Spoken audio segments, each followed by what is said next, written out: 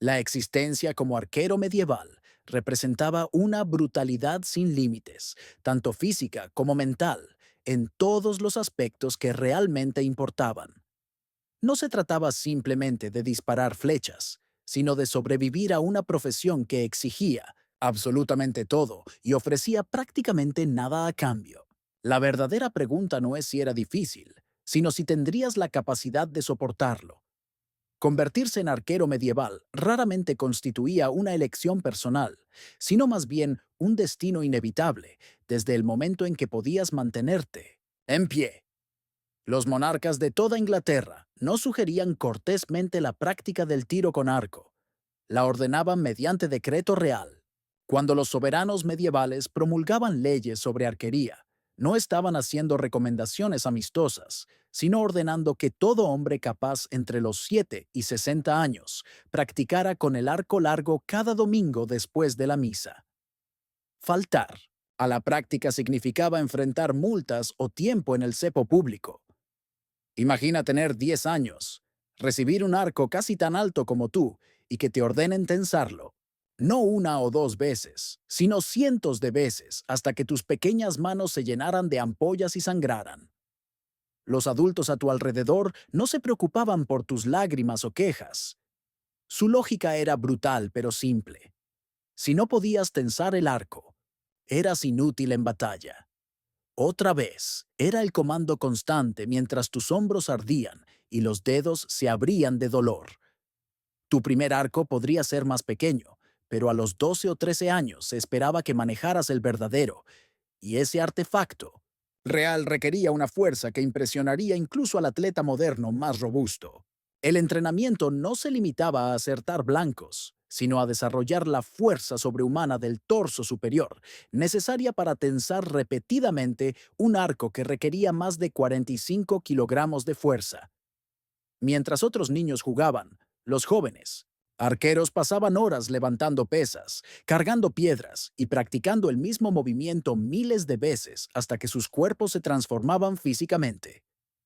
La evidencia de este entrenamiento brutal de la infancia aún existe hoy en restos esqueléticos que muestran deformidades óseas extrañas, brazos izquierdos sobredimensionados, columnas vertebrales torcidas y espolones óseos en los dedos, por años de tensión constante.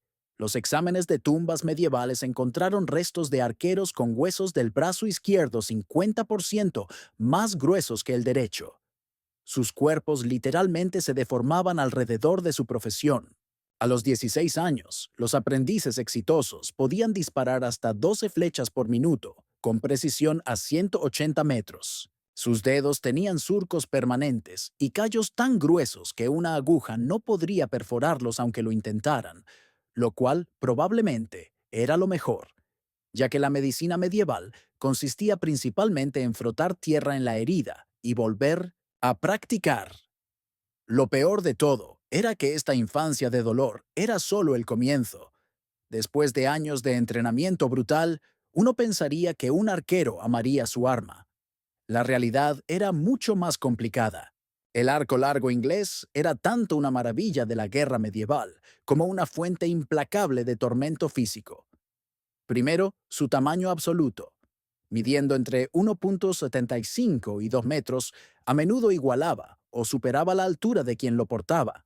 Fabricado de tejo, pesaba solo entre 1,5 y 2,5 kilogramos, pero después de kilómetros de marcha, ese era peso suficiente. La verdadera brutalidad residía en su fuerza de tensión. Los arcos recuperados revelan pesos de tensión entre 40 y 80 kilogramos, dos o tres veces la fuerza de los arcos de caza modernos. Imagina levantar un perro mediano con 3 dedos, luego repetirlo 400 veces en una tarde. No había truco para hacerlo más fácil, solo fuerza muscular pura. El costo era devastador. Los esqueletos de arqueros muestran huesos agrandados, columnas comprimidas y artritis severa. Algunos desarrollaron espolones óseos tan masivos en Memnonitus, sus manos de tiro que debieron vivir en dolor constante, pero continuaron disparando. El mantenimiento era otra batalla. Las cuerdas de cáñamo o lino requerían encerado regular y debían mantenerse secas. Se llevaban cuerdas de repuesto envueltas alrededor de la cabeza bajo los cascos, multitarea medieval en su máxima expresión. El arco mismo, si se almacenaba incorrectamente, se deformaría y volvería inútil. Incluso los arcos bien mantenidos tenían vidas útiles cortas, a veces rompiéndose después de horas de batalla intensa. Las flechas debían combinarse cuidadosamente con el arco, muy ligeras y perdían potencia, muy pesadas y no volaban correctamente. Un arquero hábil podía disparar 10 a 12 flechas por minuto, ajustando instintivamente para distancia y viento. La arquería no era solo una habilidad, sino un estilo de vida. La práctica diaria era obligatoria y compañías enteras eran multadas por tomarse un solo día libre. Algunos arqueros llamaban a sus arcos sus esposas, tanto amadas como resentidas. Uno, sorprendido bebiendo excesivamente, se defendió diciendo que su arco exigía todo de él, así que por la noche la cerveza era solo suya. Por muy exigente que fuera esta relación, el arco era solo el comienzo de la carga de un arquero. Viajar ligero no era opción para los arqueros medievales. Cuando la guerra llamaba, cargaban suficiente equipo para hacer sudar a un soldado moderno. Su carga no era solo el peso emocional de la batalla inminente, sino el peso físico literal de las herramientas de supervivencia atadas a sus espaldas, colgando de sus cinturones y cruzadas sobre sus hombros. El arco largo mismo era solo el comienzo. A 1.8 metros de alto y hasta 2.5 kilogramos, era un desafío transportar, pero sin flechas era solo un palo de caminar incómodamente formado. Y las flechas no eran de tamaño de viaje. Un arquero de guerra estándar cargaba 60 a 100 flechas, entre 3 y 5.5 kilogramos de pura inconveniencia puntiaguda. Estas no estaban empacadas ordenadamente en elegantes carcajes de espalda como en las películas. La mayoría de los arqueros colgaban flechas en la cadera, las metían en botas o simplemente las clavaban en el suelo esperando que nadie tropezara. Quedarse sin munición a mitad de batalla era una sentencia de muerte, así que los arqueros cargaban materiales para hacer más, puntas de flecha extra, plumas y ejes de madera. Los inteligentes tenían kits de emergencia para emplumar, porque nada añade estrés al campo de batalla como hacer manualidades bajo fuego. La cuerda del arco era otro problema. La lluvia hacía que las cuerdas de cáñamo se estiraran. Así que los arqueros cargaban al menos 3 repuestos envueltos en tela encerada. Algunos metían repuestos en bolsas, otros en sus cascos. Unos pocos supuestamente los almacenaban en cavidades corporales menos mencionables. Cuando tu vida depende de cuerdas secas, la dignidad es opcional. En cuanto a su armadura, los arqueros recibían el extremo corto del palo. La mayoría usaba chaquetas acolchadas que pesaban entre 4.5 y 7 kilogramos, como pelear dentro de un colchón. Los afortunados tenían cota de malla que agregaba 9 kilogramos más. Los cascos pesaban otros 1.5 a 2.5 kilogramos. Un escudo pequeño podría agregar 1.5 kilogramos más. Luego venían las armas. Una daga, martillo o hacha, porque apuñalar es el plan A, pero golpear es el plan B. Comida, agua, capas, encendedores de fuego y botas de repuesto añadían peso extra. En total, los arqueros cargaban entre 27 y 36 kilogramos de miseria. No es de extrañar que bromearan sobre ser mitad mula, mitad hombre, y que un arquero sin dolor de espalda está muerto o mintiendo. Cuando has cargado la mitad de tu peso corporal a través del terreno medieval, disparar el arco es la parte fácil. Pero incluso las espaldas más fuertes necesitaban seguir avanzando. La guerra medieval no consistía en presentarse para una batalla programada, sino en sobrevivir el viaje para llegar allí. Una prueba brutal que cobraba vidas antes de que se disparara una sola flecha. El día comenzaba antes del amanecer. Sin café, sin bebidas energéticas, solo agua fría y pan duro, si tenías suerte. Los fuegos a menudo estaban prohibidos en territorio hostil, lo que significaba que el desayuno era tan frío como tu ánimo. Luego venía la marcha, 32 kilómetros al día, a veces 48, cargando 36 kilogramos de equipo. Eso es un maratón diario con botas endebles y clima impredecible. Los caminos eran más como barro con sufrimiento extra. Las carreteras pavimentadas eran raras, así que los ejércitos se arrastraban por senderos de tierra, campos abiertos y veredas que parecían diseñadas para romper tobillos. Los mapas eran rudimentarios en el mejor de los casos, así que guías, a veces poco confiables, lideraban el camino. Un cronista francés describió a los arqueros ingleses como moviéndose como una plaga de langostas, sus pies tan endurecidos, que las rocas parecían ceder. Eso no era poético, era una queja amarga de gente viendo su tierra ser pisoteada. La situación del calzado era sombría. Los arqueros típicamente tenían un par de botas de cuero, suelas delgadas, sin acolchado, definitivamente no impermeables. Cuando se desgastaban, los reemplazos venían de lo que estuviera disponible, incluyendo vendajes de tela o incluso cuero rescatado del campo de batalla. Algunos endurecían sus pies de antemano, caminando descalzos sobre grava o frotándolos con sal y vinagre. El clima convertía todo en una pesadilla. El verano significaba insolación, el invierno congelación, la lluvia miseria para todos. El frío empapaba todo, el equipo se volvía más pesado y las cuerdas de arco se volvían inútiles. Algunos ejércitos simplemente dejaban de moverse cuando la lluvia era demasiado fuerte, prefiriendo el retraso a ahogarse en lodo. Dormir era un lujo. Sin tiendas a menos que fueras noble, la mayoría de los arqueros dormían en el suelo envueltos en capas, esperando que los insectos no se dieran. Un festín con ellos. Comida. Pan duro que necesitaba remojo para ser comestible. Carne seca más dura que la armadura. Y forrajeo, un término educado para tomar lo que encontraras. Para cuando llegaban a la batalla, los arqueros ya estaban medio muertos. Desafortunadamente, para sus enemigos, eso los hacía el doble de peligrosos. La marcha podría romper cuerpos, pero forjaba espíritus decididos, y esos espíritus necesitarían cada onza de determinación una vez que comenzara la lucha real. Los arqueros no eran solo tipos con arcos, eran especialistas altamente entrenados, operando con la precisión de unidades de artillería medieval. Sus formaciones convertían campos de batalla en accesorios gigantes, llenos de alfileres gritando. La formación básica de arqueros hombro con hombro en líneas largas parece simple, pero cada detalle estaba cuidadosamente planeado. Terreno, viento, posición del sol, movimiento enemigo. Los comandantes trataban los campos de batalla como tableros de ajedrez sobredimensionados. Una ligera elevación en el terreno significaba mejor alcance. Un bosque detrás de ellos impedía que la caballería flanqueara. El sol en los ojos del enemigo. Puntos de bonificación por hacer que los caballeros entrecierren los ojos. Los arqueros no se paraban en filas rectas.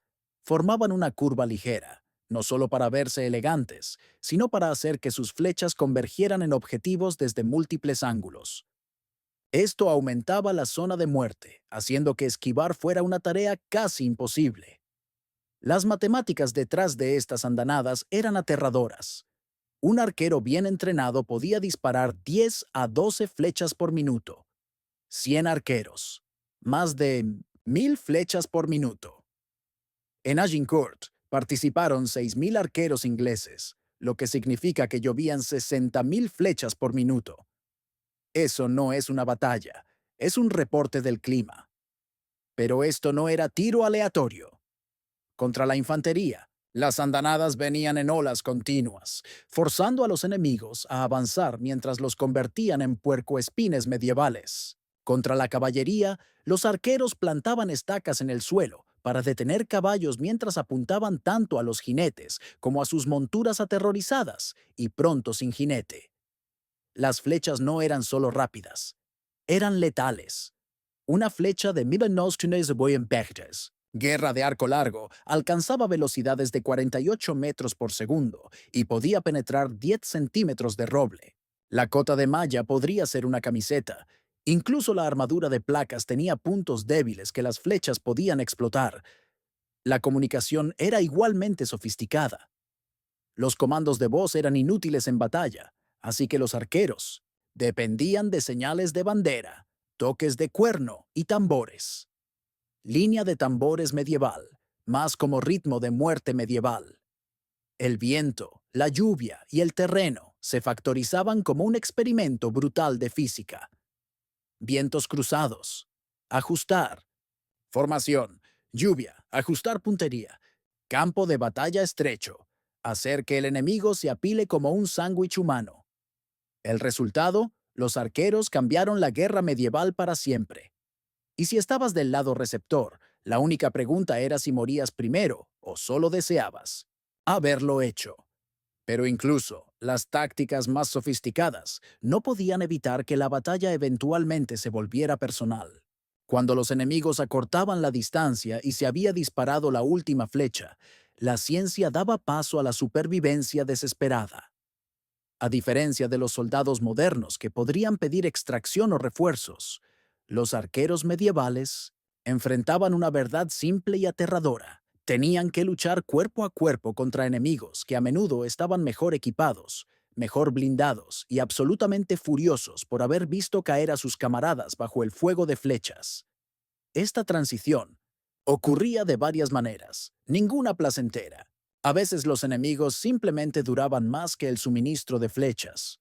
Un arquero típico cargaba 60 a 100 flechas, que podían agotarse en 15 minutos de combate intenso.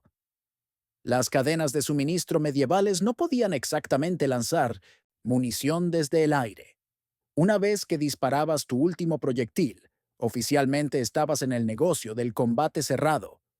Otras veces, la caballería o infantería rompía las líneas protectivas, forzando a los arqueros al combate inmediato. En estos momentos, los arqueros alcanzaban sus armas secundarias, herramientas que revelaban cuán desesperados estaban. El respaldo estándar era una daga simple, útil para comer y tareas de campamento, pero trágicamente inadecuada contra un caballero montado con una espada de metro y medio. Algunos empuñaban mazos, esencialmente martillos de madera con superficies de golpe metálicas. Un golpe sólido podía abollar armadura, pero acercarse lo suficiente para balancear uno significaba ofrecerse voluntario para un papel estelar en una advertencia medieval. Otros cargaban hachas pequeñas reutilizadas del corte de madera, que podían enganchar escudos o penetrar armadura en puntos débiles. Los arqueros más desesperados armaban sus arcos como armas. Un arco largo de tejo de 1.8 metros hacía un bastón pasable, y algunos incluso los modificaban con tapas metálicas. L. Arte medieval muestra arqueros tratando de hacer tropezar caballeros con arcos o bloquear golpes de espada, raramente con éxito. El desajuste era brutal. Caballeros entrenados en combate cerrado desde la infancia, usando 27 kilogramos de armadura y empuñando armas fabricadas por maestros herreros, contra el arquero típicamente usando un gambesón, empuñando una herramienta, convertida y entrenado solo en uso del arco. Un escritor medieval describió esto como un ratón luchando contra un gato, aunque un ratón que anteriormente había matado a toda la familia del gato. No todos los arqueros morían, algunos escapaban, otros sobrevivían con heridas y unos pocos incluso capturaban armas enemigas. Pero una vez que un arquero se quedaba sin flechas, la supervivencia a menudo se convertía en cuestión de pura suerte. Esta transición de guerra a distancia a combate, cerrado desesperado, representa una de las reversiones de roles más marcadas del campo de batalla en la historia.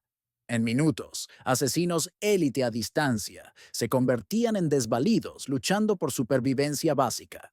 Para aquellos que de alguna manera sobrevivían esta prueba, aún esperaba otro desafío que ningún arma podía vencer. La medicina de campo de batalla medieval combinaba conocimiento genuino con tratamientos tan extraños y peligrosos que Menudo terminaban lo que las armas enemigas habían comenzado. Para los arqueros que sobrevivían al combate, la lucha real apenas comenzaba. Las heridas de flecha eran irónicamente comunes entre los propios arqueros.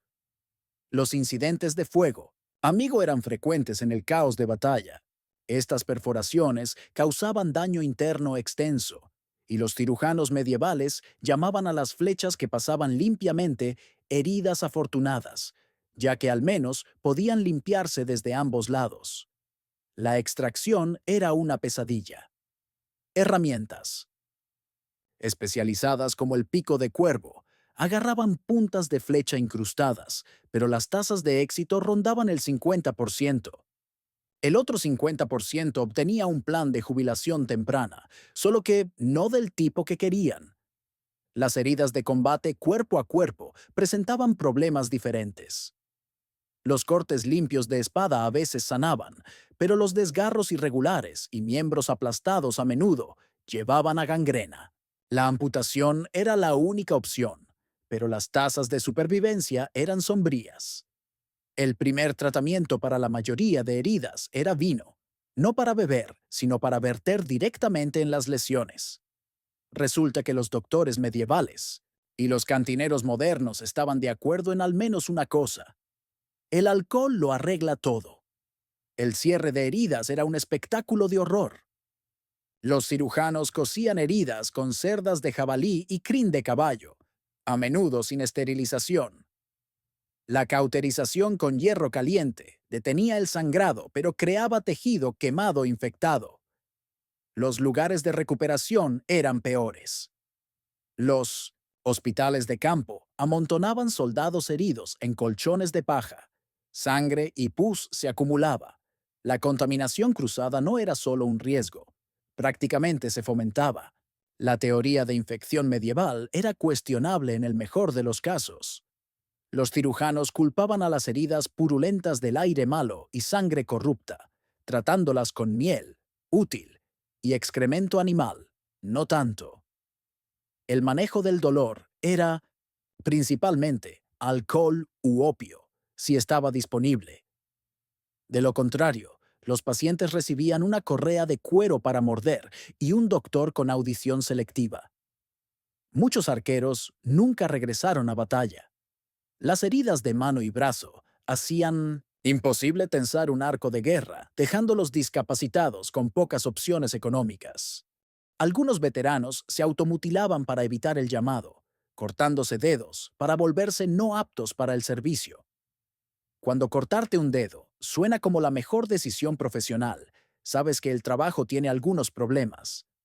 Habiendo sobrevivido, entrenamiento, marchas, batalla y heridas, un arquero podría pensar que lo peor había quedado atrás. Los arqueros medievales no disfrutaban exactamente de paquetes de compensación lucrativos por sus servicios peligrosos. La realidad financiera de esta profesión era tan brutal como las demandas físicas, creando una vida de inseguridad económica, perpetua para aquellos que sobrevivían lo suficiente para preocuparse por el dinero.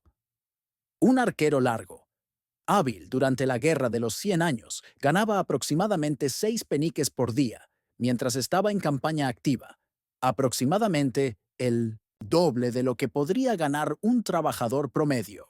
Esto podría sonar razonable hasta considerar el poder adquisitivo real. 6 peniques comprarían unos 7.5 litros de cerveza o una comida modesta en una taberna. Los arqueros no se morían de hambre, pero ciertamente no estaban ahorrando para la jubilación. Los horarios de pago agregaban otra capa de frustración. Los salarios se suponía que se distribuyeran semanal o mensualmente, pero los sistemas de nómina medievales eran notoriamente poco confiables. Los tesoreros militares, a menudo, se quedaban sin fondos a mitad de campaña.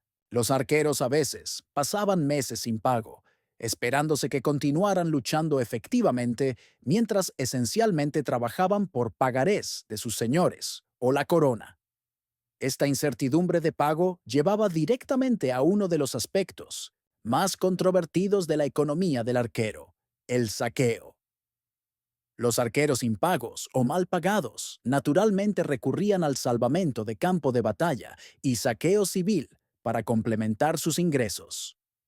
Aunque oficialmente desalentado fuera de circunstancias específicas, el saqueo era tácitamente aceptado como un mal necesario para mantener funcionando los ejércitos cuando los sistemas de pago oficial fallaban. El valor del salvamento de campo de batalla podría exceder el salario anual de un arquero. La armadura de un caballero capturado podría valer más de 5 libras, el equivalente a 6 meses de salarios. Incluso hallazgos más modestos como botas útiles, armas o caballos representaban ganancias inesperadas significativas.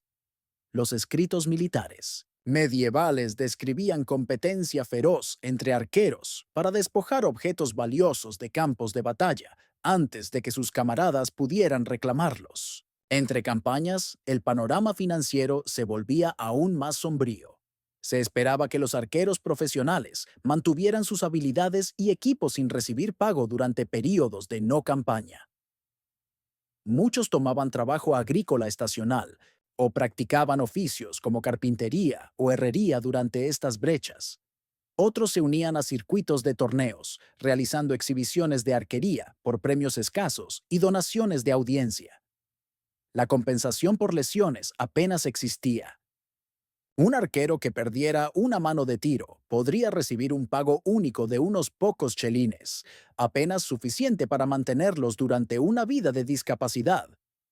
Algunos señores proporcionaban pequeñas concesiones de tierra a sus arqueros, más leales o efectivos, pero estas eran excepciones en lugar de práctica estándar. Los gastos médicos venían directamente del bolsillo del arquero, a menudo agotando cualquier ahorro acumulado durante el servicio activo. La planificación de jubilación consistía principalmente en no envejecer.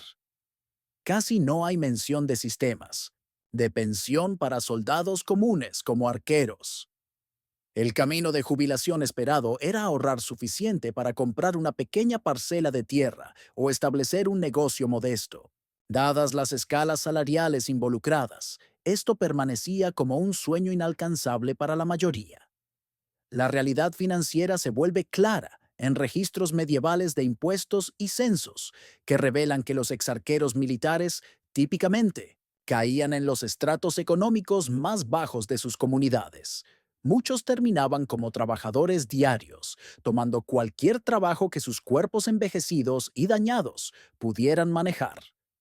Algunos aprovecharon sus habilidades convirtiéndose en instructores de arquería para la siguiente generación, pero estas posiciones eran pocas y mal compensadas. El insulto financiero final a menudo venía después de la muerte. Muchos arqueros veteranos terminaban en tumbas de pobres, habiendo agotado cualquier recurso que habían acumulado durante sus enfermedades finales.